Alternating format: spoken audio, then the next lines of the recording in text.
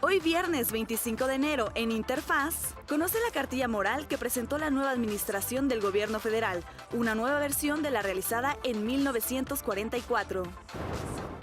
Te presentamos una nota que nos muestra cómo la tecnología digital se ha convertido en un instrumento para el diálogo entre la Secretaría de Educación Pública y los integrantes de todos los planteles educativos del país. Entérate cómo funciona el sistema educativo de Argentina en un interesante reportaje. Es viernes de nuestra sección con perspectiva de género y para platicar sobre diversidad sexual y educación tendremos como invitado al maestro Francisco Javier Solís Mendoza del Instituto Politécnico Nacional. Y Javier Aranda estará con nosotros con sus confesiones literarias para hablarnos sobre el libro El regreso de la doctora Ilustración de Carlos Monsiváis. Termina la semana con el programa que te conecta con la mejor información en educación. Quédate a ver Interfaz.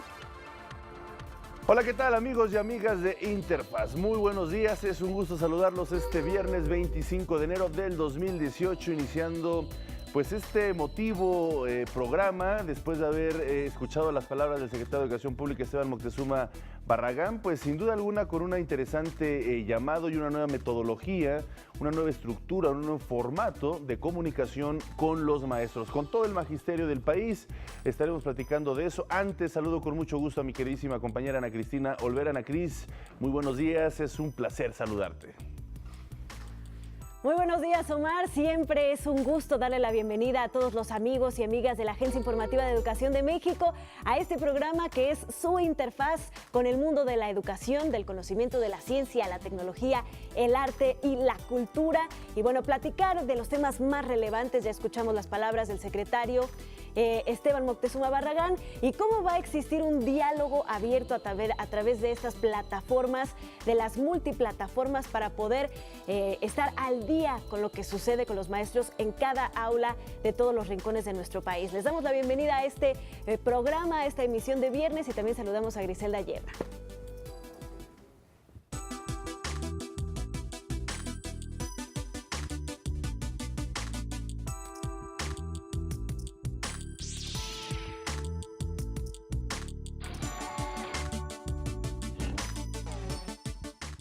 Así es, Ana Cristina, antes de este mensaje, antes de que el secretario de Educación Pública, Esteban Moctezuma Barragán, tomara posesión de su cargo el año pasado, se realizaron una serie de foros en todo el país, foros para escuchar de forma directa a los maestros, a los padres de familia, a los alumnos, a la comunidad en general, sobre los requerimientos o las peticiones que podían existir en materia educativa.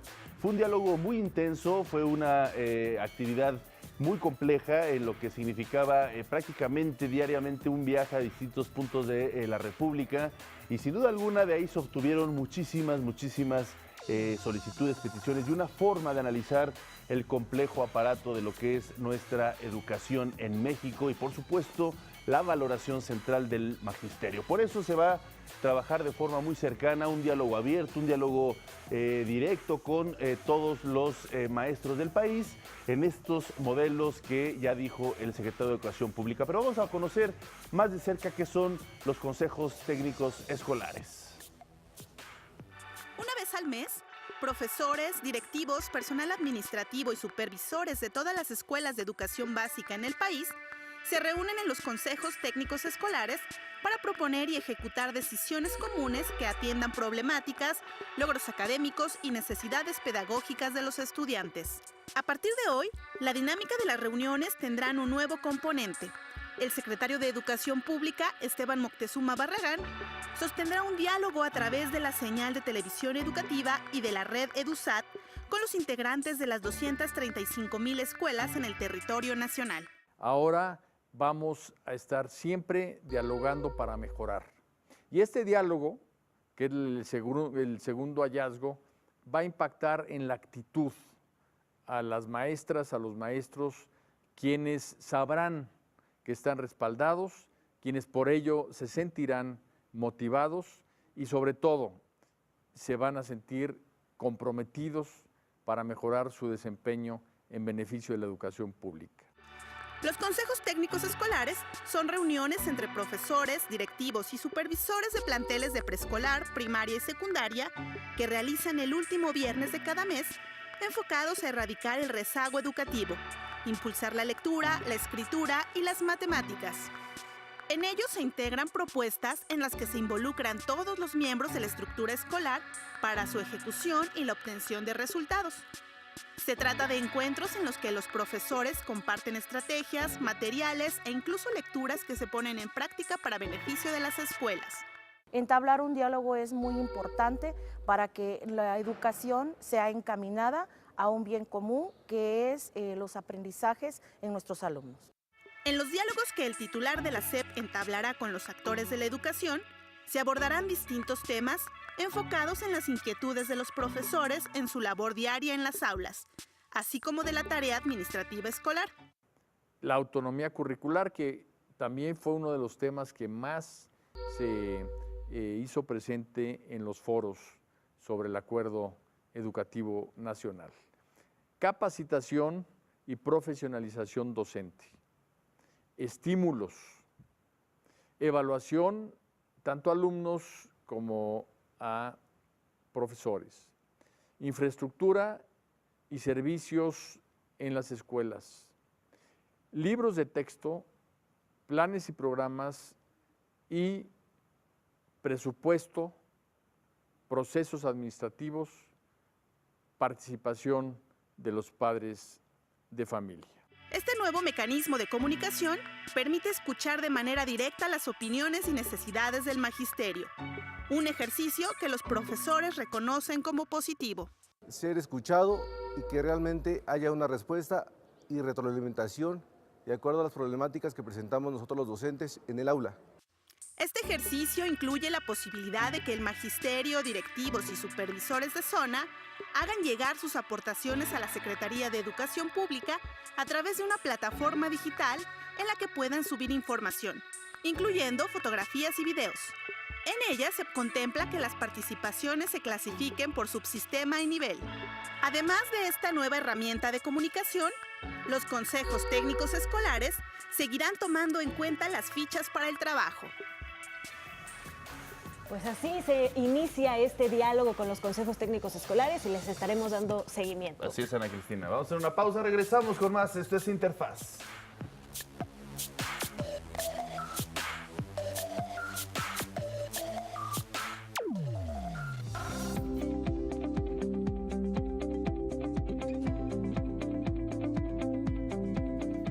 Gracias por continuar con nosotros en Interfaz. Y bueno, el presidente Andrés Manuel López Obrador está haciendo una gira por los municipios donde presentará los 8 programas sociales que forman parte de la estrategia contra el robo de combustible y que pues está dando banderazo de salida en estos municipios para hacer frente social a esta situación. Ayer fue a Hidalgo y afirmó que todos los niños y jóvenes tendrán acceso a becas para continuar con sus estudios y también tendrán asegurado un trabajo para que se puedan capacitar en algún oficio.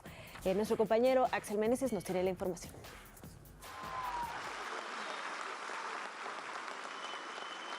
Asimismo recibe la ciudadana Albina Cruz Vargas, beneficiaria del programa de pensión para el bienestar de personas adultas mayores. Así fue como el presidente de México, Andrés Manuel López Obrador, inició la entrega de apoyos que forman parte de la estrategia contra el robo de combustible. Desde el municipio de Huauchinango, en el estado de Puebla, el presidente dio a conocer los 8 programas sociales que estarán al alcance de la población. Aseguró que la educación forma parte esencial de esta estrategia, por lo que se entregarán más de 10 millones de becas en todo el país, e informó que la periodista poblana Leticia Ánimas será la coordinadora del plan de becas Benito Juárez. En total, en todo el país, se van a entregar más de 10 millones de becas, como nunca se había hecho en la historia de México. Invité a participar a una paisana de ustedes. Es la encargada del programa de becas. Se llama Leticia Ánimas. Ella es la coordinadora de todo el programa de becas para el país. El mandatario dio a conocer los montos que recibirán los jóvenes que cursan los 3 niveles educativos, que van desde los 1,600 hasta los 2,400 pesos. Los que estudien en universidad o en el nivel medio superior de familias de escasos recursos económicos, 2,400 pesos mensuales de beca, porque es lo mismo. Es preferible tener a los jóvenes estudiando que tenerlos en la calle. Que no haya ningún joven que se quede sin estudiar por falta de recursos económicos. Este es un programa que se va a aplicar en todo el estado de Puebla. También los que estudian preparatoria, todos aquí en Huauchinango, en el nivel medio superior, sea colegio de bachilleres, sean escuelas técnicas, todos, cada 2 meses, 1,600 pesos. Todos van a recibir este apoyo. Los que estudian primaria, secundaria, de familias humildes, también su beca, 1,600 pesos cada 2 meses. De igual manera, aseguró que ningún joven se quedará sin empleo, por lo que hizo un llamado a que se inscriban al programa Jóvenes Construyendo el Futuro, donde recibirán una beca de 3,600 pesos mensuales para capacitarse en algún oficio. Esto tras asegurar que en México hay 16 millones de jóvenes en pobreza y este esquema les permite tener una nueva oportunidad. Todos los jóvenes de Huauchinango, de Puebla, de los municipios de esta región y de todo el estado, todos van a tener trabajo, todos. Para que el joven tenga trabajo necesita de un tutor, porque no es, a ver, tú no tienes trabajo y te vamos a pagar un sueldo sin hacer nada, no. Te vamos a pagar un sueldo, pero vas a trabajar de aprendiz y vas a tener un tutor.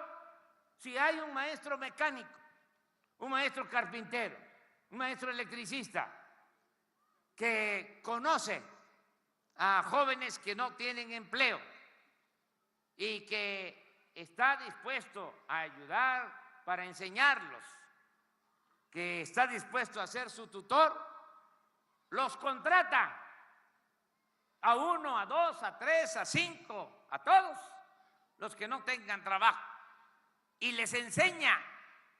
El presidente de la República también aseguró que las personas con discapacidad, en especial niños y niñas, recibirán una beca de 2,550 pesos mensuales. Vamos también a otorgar becas, pensiones a personas con discapacidad. Niñas, niños con discapacidad, todos aquí en Huauchinango, en esta región de Puebla, van a tener también su pensión, igual que los adultos mayores, 2,550 pesos cada 2 meses. Por último, recalcó que los apoyos serán entregados de manera directa a los beneficiarios sin intermediarios y se continuará con los censos para que los programas sociales lleguen a toda la población que lo necesita.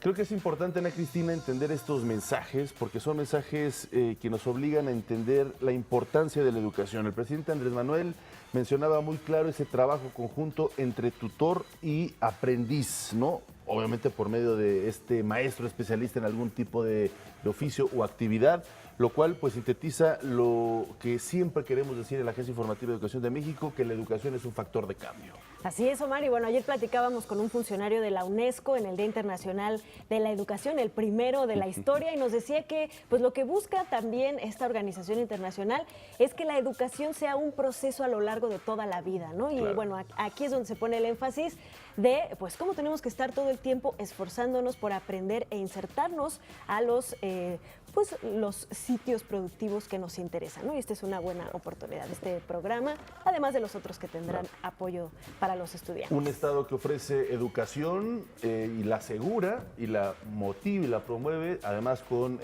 opciones de salariales en un momento dado, pues es un Estado que está apostando por el cambio y la transformación. Vamos a hacer una pausa, regresamos.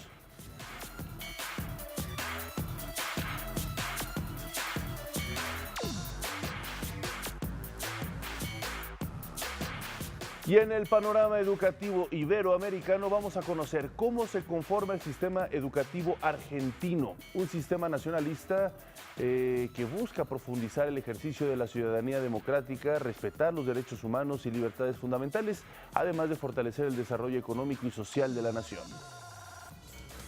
La educación es un derecho humano prioritario adoptado por la comunidad internacional. La Organización de las Naciones Unidas para la Educación, la Ciencia y la Cultura, la Declaración Universal de los Derechos Humanos y la Agenda 2030 son algunas de las instituciones que trabajan por la igualdad de oportunidades y el acceso universal a la educación. Respetando la soberanía y la diversidad ideológica de cada país, la legislación educativa varía de acuerdo a la situación económica, social, geográfica y cultural de cada nación.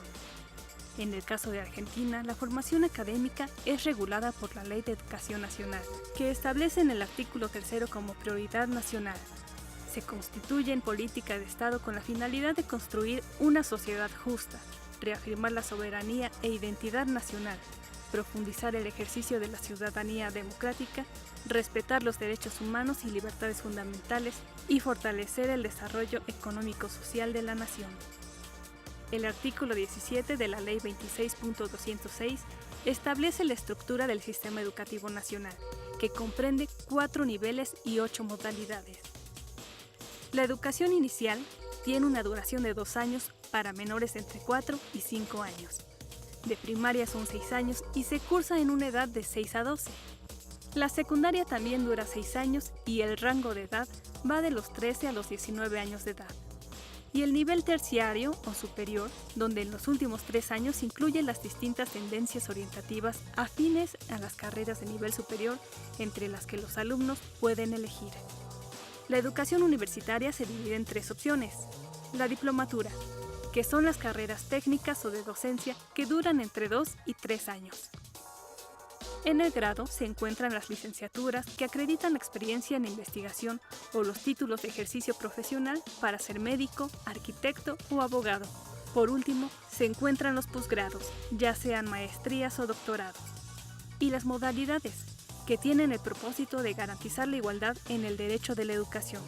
Estas son: educación técnico-profesional, artística, especial, permanente jóvenes y adultos, rural, intercultural bilingüe, en contexto de privación de libertad, y educación domiciliaria y hospitalaria. Su sistema de evaluación es numérica, del 1 al 10. 10 es excelente, 9 y 8 muy bueno, 7 y 6 bueno aprobado, 5 y 4 malo, 3, 2 y 1 insuficiente para aprobar. Los certificados son emitidos por la Dirección de Validez Nacional de Títulos y Estudios, con excepción de los correspondientes a los estudios universitarios, ya que dependen de la resolución ministerial, quienes otorgan la validez nacional a dichos títulos. Anualmente se cuenta con más de 12 millones y medio de estudiantes en promedio, más de 1 millón de personal docente y no docente, cerca de 65,000 unidades educativas y alrededor de 75,000 unidades de servicio distribuidas por todo el país. Y bueno, también para seguir profundizando en las diferentes opciones que existen a nivel internacional para la educación, vamos a conocer un programa que se llama Hermanamiento y Redes Universitarias. Este programa tiene el propósito de generar intercambio de conocimientos entre las instituciones de educación superior de los países miembros de la Organización de las Naciones Unidas. En el caso de México, la Universidad Autónoma Metropolitana participa con un proyecto de alimentación. Veamos los detalles. La educación es indispensable para alcanzar los objetivos de desarrollo sostenible. Es por eso que la UNESCO, en 1992, durante su conferencia general, crea el Programa de Hermanamiento y Redes Universitarias. Este proyecto busca lograr avances en la capacitación de investigadores y el intercambio de conocimientos en los campus universitarios de los países miembros de la Organización de las Naciones Unidas. The big thing is higher education is aligning and moving from greening the campus to greening the mind. This is so important. Only about 3% of the world's population gets to go to higher education. Out of 1.1 billion people in Africa, 500,000 get to go to higher education. But higher education, these are the people who will form probably 85 to 90% of the shapers of the world of the future. So as far as the UN is concerned, higher education is the target. Actualmente, este esquema académico reúne a más de 700 instituciones educativas de 116 países. Este programa fortalece los lazos entre distintas casas de estudio, lo cual es necesario para impulsar el crecimiento económico, político y social. El intercambio de estudiantes, científicos, de materiales y recursos financieros son importantes para contribuir a las investigaciones y de esta manera lograr avances en la comunidad. En México, la Universidad Autónoma Metropolitana está incorporada a las cátedras UNESCO con un proyecto de alimentación. De entrada ya tenemos un primer título, ¿no?, que se hizo en conjunto entre la UAM y la editorial de la Universidad Oberta de Cataluña y que está hecho bajo, digamos, bajo la lógica del intercambio académico, ¿no?, de la cátedra Alimentación, Cultura y Desarrollo de la UNESCO. Uno de los temas de este estudio es comer en la calle. Es una práctica cultural, ¿no?, que está cada vez más presente en todas partes del mundo. Es un elemento que se ha vuelto importante para el atractivo turístico, pero al mismo tiempo presenta un montón de problemas porque la mayoría es economía informal, ¿sí? Genera conflictos en el uso del espacio urbano. Y bueno, y por otra parte, pues en el caso de México y de muchos otros países de América Latina, la comida en la calle es el primer vector de enfermedades infecciosas. La venta de comida en las avenidas requiere de la utilización de productos desechables que contaminan el medio ambiente. Además, los alimentos ingeridos en estos puestos de comida son de alta densidad energética, es decir, si se consumen eventualmente pueden desarrollar obesidad en el ser humano. La UNITWIN en estos 27 años ha logrado generar puentes entre los círculos académicos, sociedad civil e investigadores, de gran utilidad para la toma de decisiones de los políticos, así como el fomento a la diversidad cultural.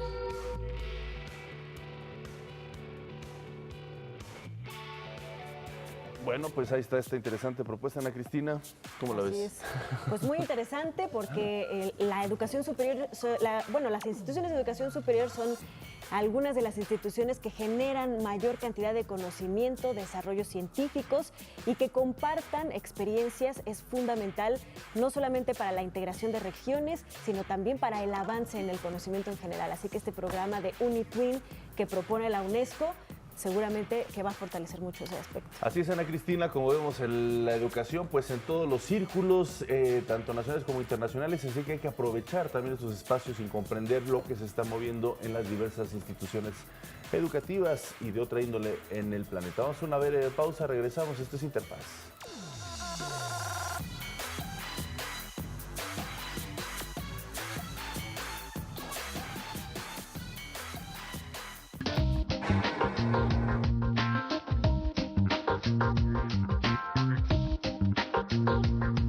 Hablar de diversidad sexual es una cuestión muy importante de entender en todo lo que es nuestros diversos espacios de la sociedad y por supuesto quienes la conformamos.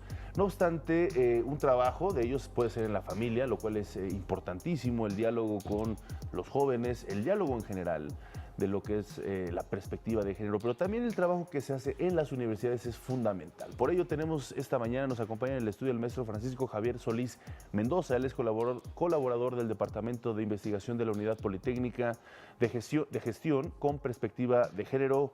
Muy buenos días, Javier, gracias por acompañarnos. Hola, buenos días, muchas gracias por la invitación. Y bueno, por fortuna hemos platicado en diversas ocasiones de lo que hace el Politécnico Nacional para pues concientizar, actuar, entender todo este sistema que es clave en nuestros tiempos. ¿Qué es lo que hacen ustedes ahí en el Politécnico Nacional precisamente para atacar los problemas que se derivan al respecto? Mira, la unidad de género tiene dentro de sus líneas de investigación más recientes hablar de diversidad sexual y educación.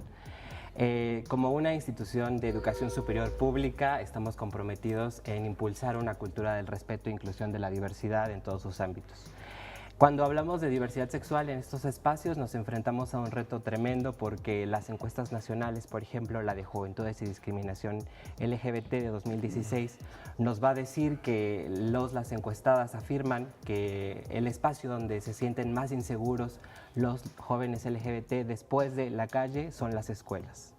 Lamentablemente reportan que en un 40% la incidencia de episodios de violencia o discriminación son por parte de sus compañeros estudiantes, pero también hay un porcentaje pues bastante alto de incidencia de actos discriminatorios de parte de las profesoras en un 18%. ¿Qué es lo que hemos estado haciendo nosotros desde la Unidad Politécnica de Gestión con Perspectiva de Género? Primero, este año ya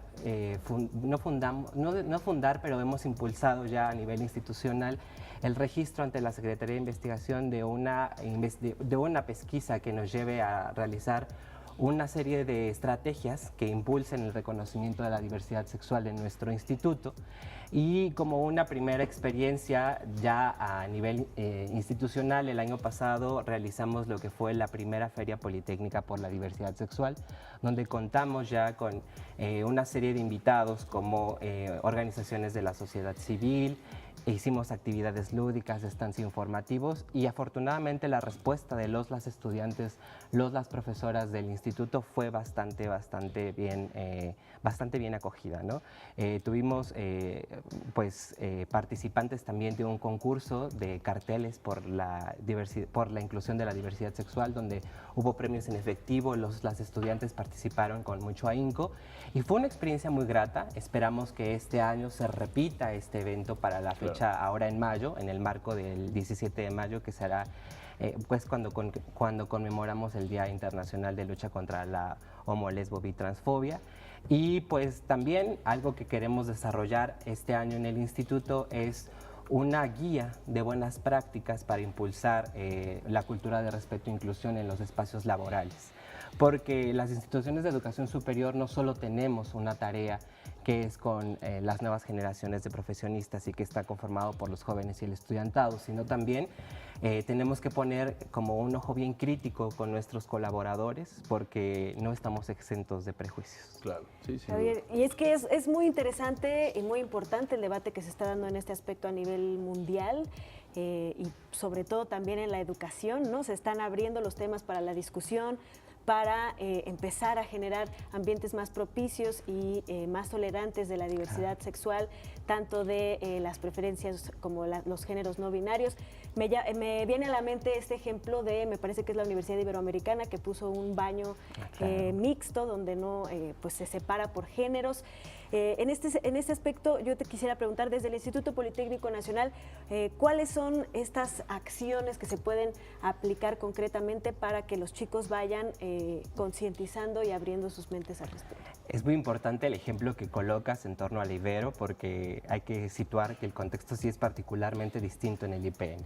Nosotros como institución de educación superior pública, hay que decirlo, nuestra área sello siguen siendo el área de las ingenierías y las ciencias físico-matemáticas. Eso nos lleva también a pensar a que nuestra población es mayoritariamente compuesta por varones.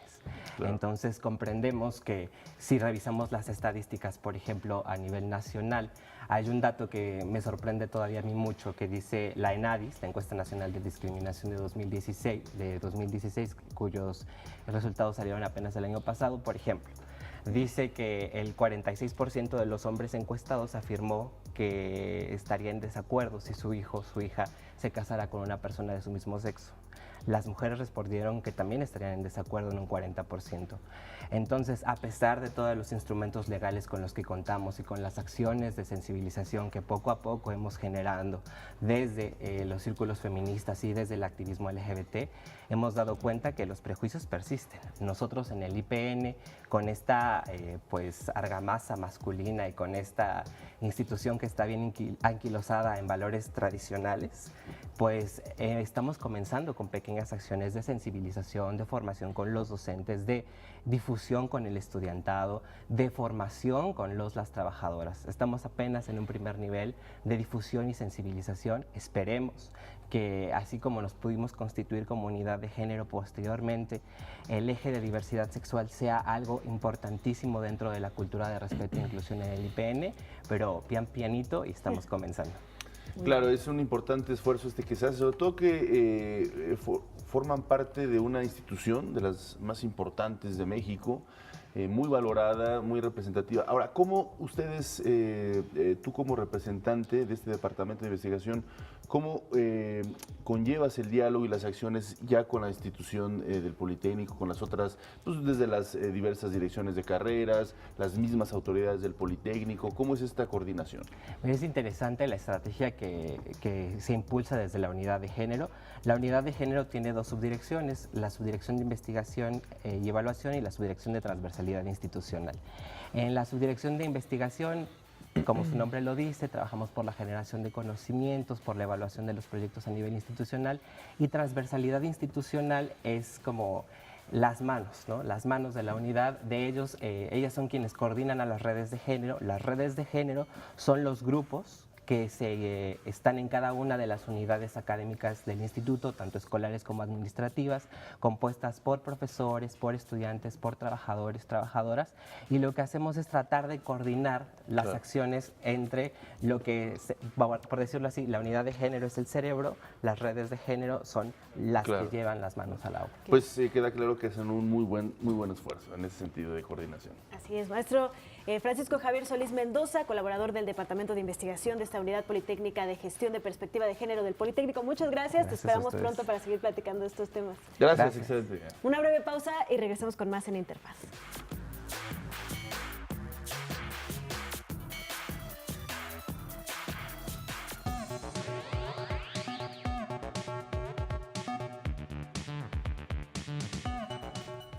Vamos a la ciencia porque en Italia se aplica el llamado Plan Nacional Digital. Se trata de un programa obligatorio de capacitación digital que debe tomar todo el personal escolar y que aborda temas como educación en medios, redes sociales y desarrollo en el campo STEM, el de la ciencia, tecnología, ingeniería y matemáticas. Vamos a ver de qué se trata. En la actualidad, uno de los retos para la educación es la incursión en la era digital.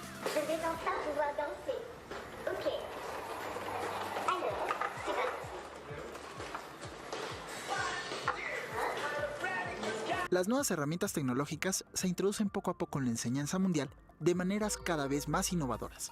Es el caso de Italia, donde se dio un giro de 180 grados al uso que generalmente les dan a los robots.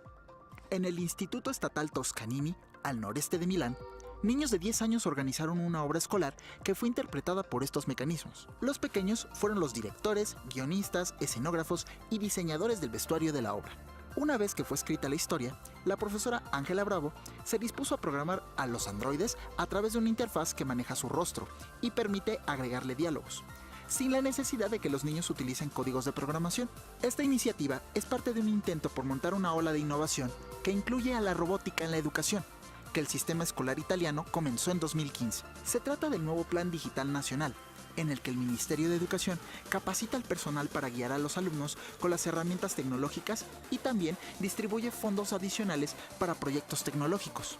Il Piano Nazionale Scuola Digitale, PNSD, è un documento che è stato presentato dal MIUR 2 anni fa e prevede una serie di attività, ovviamente, per far raggiungere determinate competenze nell'ambito del digitale ai ragazzi.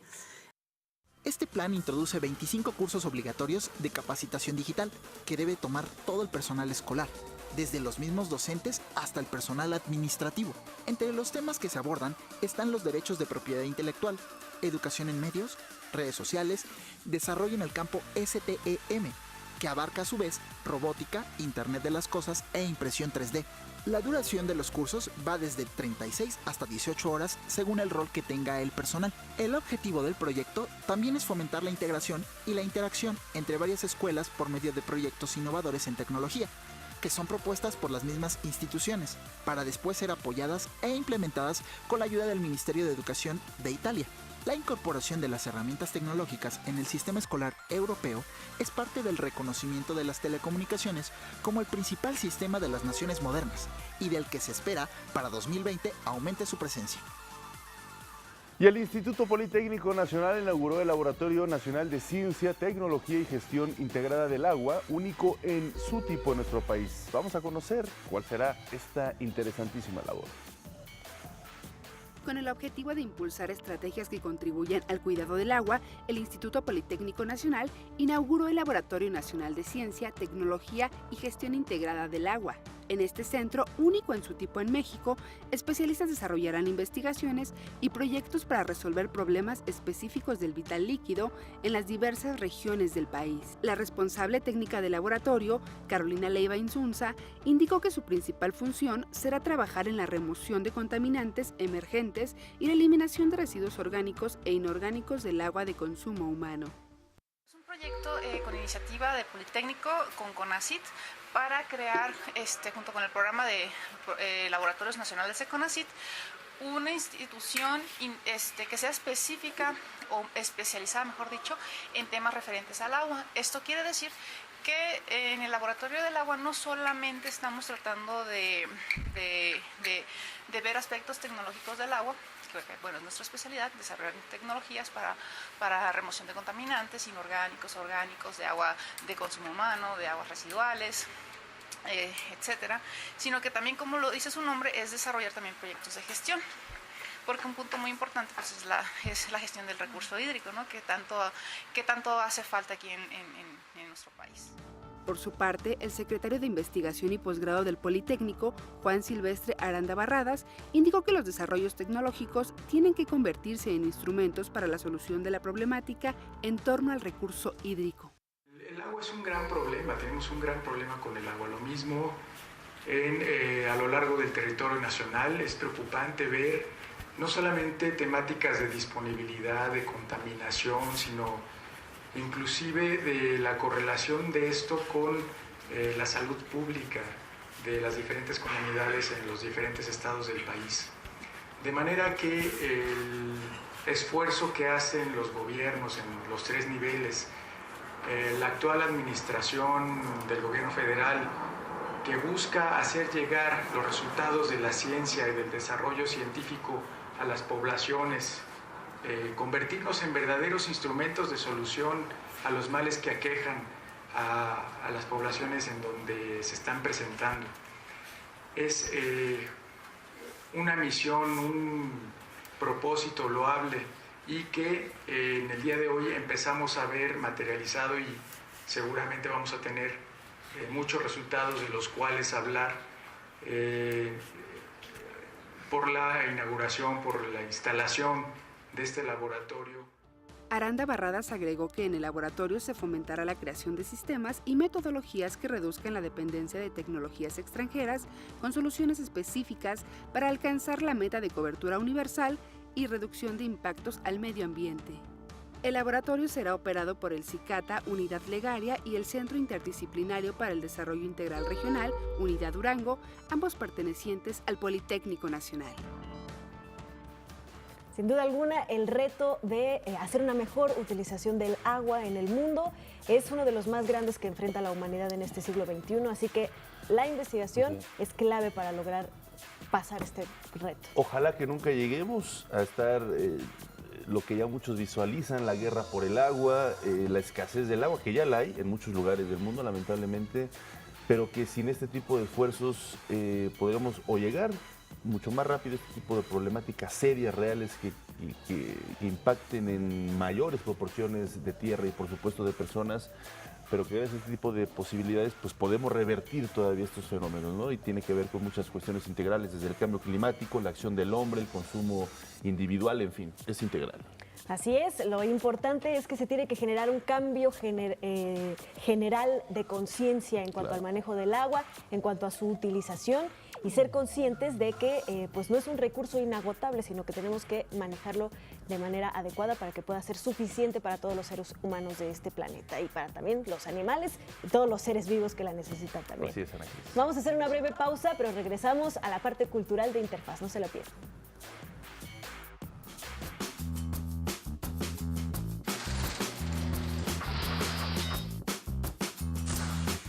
En 1898 entra en el puerto de La Habana el acorazado norteamericano Maine, que sirvió de pretexto para que Estados Unidos le declarara la guerra a España.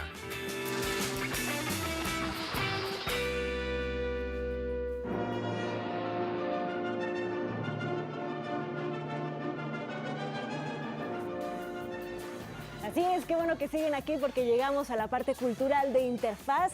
Primero que nada, pues vamos a platicar de cómo en la 4ª edición del Festival de Letras de Tepic se le rendirá un homenaje al periodista, diplomático y escritor Amado Nervo. Veamos los detalles.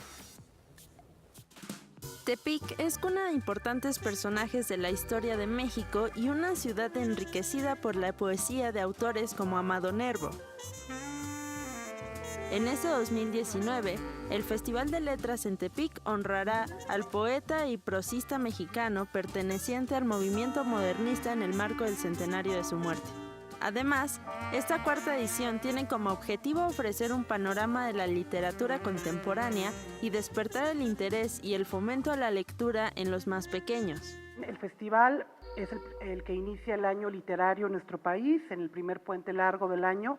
Se conmemora el 5 de febrero el 102 aniversario de Nayarit, que como saben es el único estado que fue constituido por los constituyentes del 17, así que es una fecha no solo para promover turísticamente nuestra capital, sino también una fecha con una gran relevancia histórica para nosotros como nayaritas. Y este Festival Letras en Tepic tiene como propósito especial rendir con toda la actividad un merecido homenaje al poeta, el primero de muchos que tendrán lugar en este año. Tengo por convicción personal, tradición familiar incluso, el respaldo a toda la manifestación cultural. Queremos que nuestra administración, la cultura en todas sus formas, llegue a todos los rincones de Nayarit. Del jueves 31 de enero al lunes 4 de febrero, Nayarit será el punto de encuentro ideal para más de 135 escritores, artistas, periodistas e intelectuales nayaritas nacionales e internacionales. Entre sus invitados figuran Mario Bellatín, Alberto Chimal, José Gordon, Beatriz Gutiérrez Müller, Juan Villoro, Jorge Volpi, entre otros. Actividades como mesas de reflexión, conversatorios, galas de lectura, visitas a escuelas públicas y encuentros con lectores son la oportunidad perfecta para celebrar este encuentro literario y cultural. Por lo tanto, nosotros hemos decidido hacer una especie de conferencia-concierto en donde hablemos del gran escritor nayarita, tratemos de ubicarlo en su tiempo, en su época, a 100 años de su muerte, y al mismo tiempo podamos entender cómo él ha influido de manera directísima a la canción romántica, no solo en México, sino en Argentina, Cuba y otros países. Vamos a tratar de rendir tributo a la herencia, al legado de Amado Nervo en el sentimiento popular y en esa zona donde se refugió su estética. Pero, dicho sea de paso, también buena parte de la obra de Amado Nervo merece una relectura. Esta fiesta literaria contempla diversas líneas temáticas como ofrecer un panorama de la literatura contemporánea, presentar actividades literarias lúdicas para los niños y jóvenes y presentaciones de libros de autores regionales. Por supuesto, les tendremos informadísimos sobre los sucesos de este gran festival literario de letras allá en Nayarit, allá en Tepic. Bueno, pues vamos a más información. Un antropólogo de la UNAM lleva a cabo diversas actividades con el objetivo de revitalizar el arte textil realizado por mujeres indígenas del estado de Veracruz. El año pasado, el antropólogo veracruzano Miguel Ángel Ososme Campos recibió el Premio Nacional de la Juventud. Esto por su trabajo de difusión de la cultura indígena. Durante 8 años, el joven universitario ha caminado por las veredas de la Sierra de Songolica, en el centro del estado de Veracruz, donde ha encontrado comunidades en condiciones de extrema pobreza, pero también donde viven mujeres creativas. El universitario alcanzó el grado de antropólogo gracias a la investigación Tejedoras de Esperanza, Empoderamiento en los Grupos Artesanales de la Sierra de Songolica, libro publicado en el año 2015. Este ejemplar analiza la experiencia organizativa, el proceso de empoderamiento y los cambios en la identidad genérica que las indígenas nahuas han experimentado en el marco de su participación en cooperativas artesanales desde 1992. A lo largo de 8 años he trabajado principalmente con comunidades indígenas de distintos lugares del país, particularmente con el estado de Veracruz. La mayor parte del trabajo lo he realizado con tejedoras de la Sierra de Songolica en la parte central del estado, y mi trabajo tiene 2 vías. La primera busca revitalizar el arte textil realizado por mujeres indígenas que viven en condiciones de marginación y de pobreza, y al mismo tiempo sensibilizar a los públicos al exterior de las comunidades. El argumento central del trabajo es que las mujeres indígenas que se dedican a la producción creativa o a la creación de artesanías viven en condiciones de marginación, de pobreza, de exclusión. Su obra no es lo suficientemente valorada ni exhibida en los espacios dedicados a la cultura y el arte en nuestro país. Al mismo tiempo viven una situación de invisibilidad en la academia, en los espacios públicos, y para mí ha sido muy importante darles voz y sobre todo que puedan exponer su obra y que ellas mismas puedan compartir con los públicos la importancia que tiene su trabajo. El joven veracruzano también realizó un documental llamado Tlaquimiloli, con el cual logró ser reconocido con el Premio Estatal de la Juventud 2017. El documental se llama Tlaquimiloli, Voces del Telar. Para el año 2019 contamos con un financiamiento de una organización estadounidense llamada Los Amigos del Arte Popular, y vamos a estar haciendo presentaciones en distintos puntos de México. Van a estar las tejedoras de la Sierra de Songolica compartiendo sus experiencias, con la idea de sensibilizar a los públicos y con la idea de que ellas mismas sean quienes transmitan el mensaje que quieren que se conozca acerca de su trabajo, de sus trayectorias, de su obra, etcétera. Y más adelante pensamos subirlo a una plataforma digital. Estamos todavía en el proceso. El material también está en festivales, por lo mismo tiene un poco todavía de cierta secrecía o de cierta discreción, pero esperamos, dado que fue financiado por la Secretaría de Cultura del Gobierno de la República, subirlo a una plataforma pública para que cualquier persona lo pueda ver desde cualquier medio. Con estos trabajos, Miguel Ángel Sosme busca que los trabajos de las tejedoras obtengan mayor reconocimiento y se revaloricen. Me parece importante que el proyecto que tengo visibilice y reconozca el papel artístico que tienen las mujeres y los aportes que realizan a la cultura y a la sociedad mexicanas. Hay muchas historias en el documental, en los libros que se han publicado, en los que he participado, donde se habla, por ejemplo, de las condiciones de violencia, de las situaciones de machismo que han vivido las mujeres, tanto para organizarse en cooperativas, para comercializar sus trabajos, la negativa de los museos. Me ha tocado ver también estar al frente de exposiciones en museos de México, y he visto la resistencia que hay de ciertos museos a exponer el trabajo creativo de las mujeres, en el entendido de que no es arte, ¿no? Entonces, para mí ha sido muy importante no ser yo quien cuente estas historias, sino que sean las propias mujeres, y por eso el documental, por eso los libros. Estaremos siguiendo muy de cerca el trabajo que siga realizando este joven de la Universidad Nacional Autónoma de México. Una pausa y volvemos con más.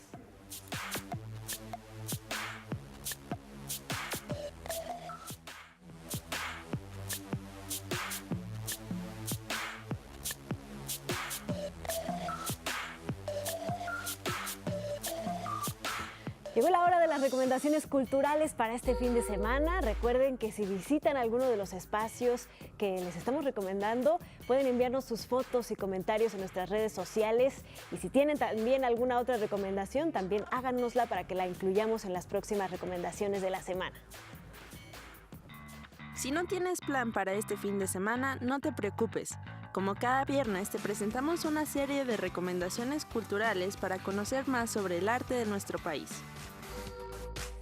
Orozco, Rivera y Siqueiros llegan al Museo de Arte Carrillo Gil en la Ciudad de México, con una exposición que tardó más de 40 años en presentarse.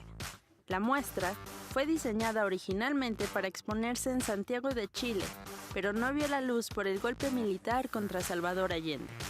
Esta exposición reúne obras emblemáticas de estos grandes de la pintura mexicana, como El Levado de Diego Rivera, Retrato de un poeta de José Clemente Orozco y Emiliano Zapata de David Alfaro Siqueiros. Además, la exhibición Orozco, Rivera, Siqueiros, la exposición pendiente, presenta diversos documentos como fotografías y telegramas que tienen como objetivo presentar al público un panorama del año 1973. ¿Conoces al poeta Rubén Bonifaz Nuño? Un lugar que debes visitar es el recinto que lleva su nombre, ubicado en el segundo piso de la Biblioteca Central en Ciudad Universitaria. Este espacio es ideal para consultar las obras y conocer los objetos más preciados del también traductor y editor mexicano. Con apoyo de la Universidad Nacional Autónoma de México, el público podrá recordar al gran maestro a través de sus textos, máquinas de escribir y sus reconocimientos como la medalla al editor universitario. Uno de los recintos museográficos dedicados a presentar temas sociales y hechos trascendentes de la historia de la humanidad es el Museo Memoria y Tolerancia. Su sala de exposiciones temporales recibe la muestra Así soy, personas con discapacidad, dedicada a transmitir al visitante que la discapacidad es el resultado de interacción entre las personas y las limitaciones sociales. Este trabajo curatorial está compuesto por 7 salas que incluyen en su recorrido textos en braille, audios y lenguaje de señas, para promover una cultura de inclusión y respeto hacia los demás. Visita el Museo Tamayo Arte Contemporáneo y conoce la historia y el trabajo del artista plástico mexicano Germán Venegas, desde 1995 hasta la fecha. 350 piezas se presentan en la exposición Todo lo Otro, que a lo largo de 6 salas muestra la trayectoria de Venegas a través de su escultura, pintura, talla en madera y dibujo. Las diversas series reunidas abarcan 3 temas sobresalientes en la obra de Venegas: la historia del arte, el budismo zen y la mitología prehispánica. No olvides que si realizas alguna de estas recomendaciones culturales, puedes enviarnos tus comentarios y tus fotos a nuestras redes sociales.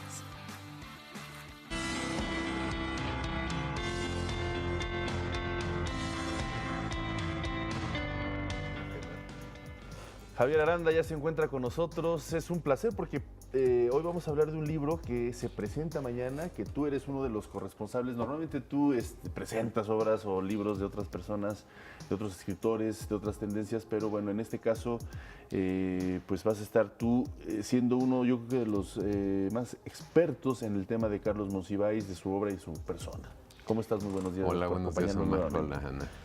Pues experto así que por contagio, porque pues sí, tuve la fortuna de convivir con él mucho, sí, durante muchos años, y sí, digamos, yo creo que sí me acerqué a conocer esa geografía llamada Carlos Monsiváis, que tenía muchos territorios, muchas aristas, muchos puntos de vista, muchos abrevaderos, claro. Y sí creo que puedo tener un panorama general, porque cuando uno va tratando a sus amigos que eran expertos, digamos, en cine o en otra cosa, uno descubre que los saberes de Carlos eran más de lo que uno podía ver en general, ¿no? Llegaban a la minucia. Y en este caso, bueno, pues me invitan a presentar este libro de Carlos Monsiváis y yo acepto con mucho gusto porque es como volver a conversar con él. Claro. Alguna vez ya te comenté que Carlos tenía esa tendencia a socratizar con quien estaba hablando, te hacía razonar en voz alta. Es la mayéutica. Sí, exactamente. Entonces, tú mismo llegabas a conclusiones y él casi no se movía, ¿no? Era como esos maestros de karate que se mueven muy poquito, pero hacen que el otro tenga reflejos, busque, haga de giros, etc. Entonces, Carlos era muy generoso en eso porque también te entrenaba. Yo recuerdo que a veces me llevó al Tianguis del Chopo, a donde vendían películas pirata, por supuesto, y él decía que consumía películas pirata porque ningún establecimiento que se diera a respetar vendía las cosas que él consumía, y era cierto, el cine clásico, el cine alternativo, pues no se encuentra en ningún lado. No.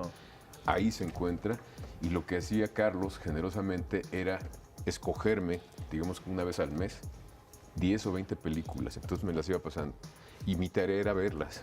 porque me decía, tu formación en cine es muy precaria. Y yo sí creo que era precaria, pero no tanto, ¿verdad? ¿Cuáles eran, más allá de la literatura, los principales, dentro del aspecto artístico de Carlos Monsiváis, sus principales fijaciones? Hablamos de la música, la pintura. Sé que era experto en todo, sé que te conocía todo, pero sé que creo que el cine era cine era básico para él. Incluso algunos de los mejores acercamientos, ¿no?, al cine de Estados Unidos, norteamericano, y al cine mexicano, pues se los debemos a Carlos Monsiváis. Yo conozco a muchos críticos, a mucha gente que consume cine, ¿sí?, y ni lejos se acercan a la mirada de Carlos Monsiváis, porque la mirada de Carlos era antropológica, era sociológica, era ética, era artística, con un bagaje de gran profundidad. O sea, sabía más que muchos artistas plásticos y incluso cineastas. Y cineastas. Entonces, incluso les revelaba de dónde venían más o menos sus tendencias y les hacía ver, ahora sí que cuadro por cuadro, qué semejanzas había o qué película clásica les había evocado una nueva película, ¿no? Yo creo que en el caso de Roma, seguramente aparecería el Indio Fernández y Gabriel Figueroa, si estuviera Carlos. Y yo creo que estaría de acuerdo que no estoy diciendo una blasfemia, porque yo creo que hay muchas tomas, y sobre todo el final, cuando se acerca esta mujer al mar, en donde dices, bueno, Figueroa aquí tocó a este hombre, porque es preciosa la imagen, ¿no? Entonces hay muchas cosas que, bueno, Carlos compartía. Claro. Pues Javier, queremos que nos cuentes todos los detalles de este libro que vas a presentar mañana. Vamos a hacer una breve pausa y si te parece bien, regresando, nos dices todo lo que hay que saber para estar ahí. Sí. Ahora volvemos con esta conversación con Javier Aranda, no se la pierdan.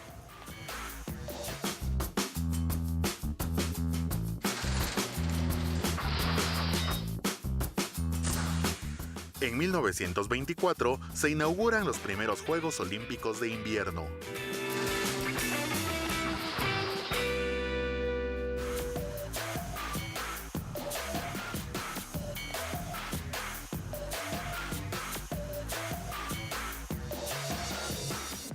Gracias por seguir con nosotros en Interfaz. Estamos platicando con Javier Aranda y nos está platicando del libro El regreso de la doctora Ilustración, que va a presentar mañana a la 1, por supuesto en el Museo del Estanquillo, porque es de Carlos Monsiváis. En esa capilla. Y bueno, yo tuve la oportunidad de verlo varias veces, asistía mucho a los coloquios de filosofía, etcétera, cuando era estudiante, y me encantaría que nos platicaras un poco más sobre qué es lo que vamos a ver en este libro.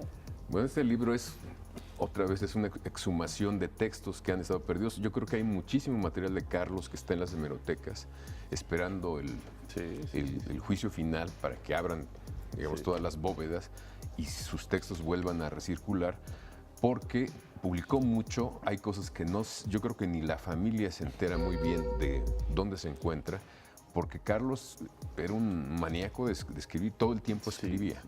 Leía y escribía, era su obsesión principal. Y a veces al final, ya que estaba, digamos, los 10 últimos años de su vida, te daba la impresión de que estaba redactando siempre. O sea, todo lo que él decía, tú podías transcribirlo y muchas cosas salieron así y quedaban fijas. O sea, ¿por qué? Porque el señor ya en su cabeza estaba pensaba como escribía, ¿no? Totalmente. O escribía como pensaba, ya era esa correlación. No era a veces tú dices, bueno, hoy voy a escribir, déjame reorganizo la mente y tal, ¿no? Y en este caso, por ejemplo, el regreso de la doctora Ilustración tiene esa virtud que recupera ese Monsiváis oral muy cercano, en donde la ironía es un centro que te hace girar en torno a cuestiones que tienen que ver, por ejemplo, y que son tan fuertes como la corrupción. Si el mensaje principal del presidente López Obrador fue combatir a la corrupción, yo puedo decir que el intelectual que fijó de manera indeleble el tema de la corrupción como algo que se tenía que atacar hace 50 años fue Carlos Monsiváis. ¿Cómo lo atacó? Con la ironía, desmontando todas las tonterías que querían ocultar a ese país que se estaba carcomiendo precisamente por prácticas corruptas, y Carlos de manera semanal señalaba con su dedo de fuego, con su ironía, con su sarcasmo, con esa prosa directa, filosa, todos los actos que tenía enfrente. Hay algunos que no podíamos ver nosotros, ¿no? Pero él nos los hacía ver y decías, caray, pues claro, como no me había dado cuenta, ¿no? Yo escucho ahora, por ejemplo, los periodistas, algunos dicen, bueno, eso del huachicol, todos sabíamos. Oye, pues qué mal periodista eres, porque no lo hiciste público, ¿por qué no documentaste todo lo que sabías? Eso es una práctica corrupta, y si no es demagogia, francamente. Entonces Carlos sí ponía esos temas, iba documentando como una cadena de lo que era la cuestión de la corrupción, la iba documentando semanalmente. Y yo creo que eso fue un ejercicio, lo dice Lorenzo Meyer, de higiene mental, de salud ética que nos hacía falta. Porque en un país donde todo, bueno, no importa, que siga, sí, ves de ladito como que no quieres ver, necesitas esas voces críticas, y Carlos fue sin duda el más constante crítico de esas prácticas que teníamos, ¿no? Entonces este acercamiento, que además no es, digamos, el tono no es como de profeta, de que está sentenciando a los réprobos y a los puros, lo hace a partir del humor. Se burla de esas prácticas, se burla del mismo, se burla de nosotros, precisamente para sensibilizarnos sobre un tema que nos debe incumbir a todos. Y la fórmula es la del libro anterior. Son cartas que le escriben a una doctora, que es como la doctora Corazón, esta es la doctora Ilustración, y hay un intercambio epistolar en donde unos preguntan, ella contesta, y nos hacen ver esa zona con mucho humor de las cosas que no deben funcionar. Claro. ¿Quién lo publica y dónde lo encontramos? Lo publica esto. El prólogo es espléndido, es de Lorenzo Meyer. Él hace una selección precisamente para esto. La ilustración, yo no conocía a Darío Castillejos, es espléndida, francamente, es una gran caricatura, y lo publica Malpaso. Yo creo que tiene varias cosas esta colección, que es presentarnos, digamos, la lectura, la selección de algunos personajes como el Fisgón, que fue cercano, muy cercano. Ese sí fue amigo de Carlos, ¿no? Como muchos dicen. Él sí es de verdad. Él hace una selección en el primer tomo, y en este Lorenzo Meyer hace otra selección. Es muy interesante porque son puntos de vista distintos de un material muy parecido, pero que te muestran aristas diferentes. Ahora sí que la curaduría, ¿no? La curaduría te está haciendo ver o pone énfasis en alguna cosa, y el énfasis de Lorenzo Meyer tiene que ver con la cuestión de la corrupción. Claro. De la necesidad de hacer una higiene ética a nivel social a partir de la ironía. Pues como siempre, Carlos Monsiváis, lo vamos a extrañar porque siempre nos vamos a hacer la pregunta en cualquier momento de nuestra historia, de nuestro día a día, ¿qué hubiera dicho, qué habría escrito, qué habría opinado en un momento como este? Desde lo que dijiste hace ratito, ¿qué hubiera dicho de una película como Roma?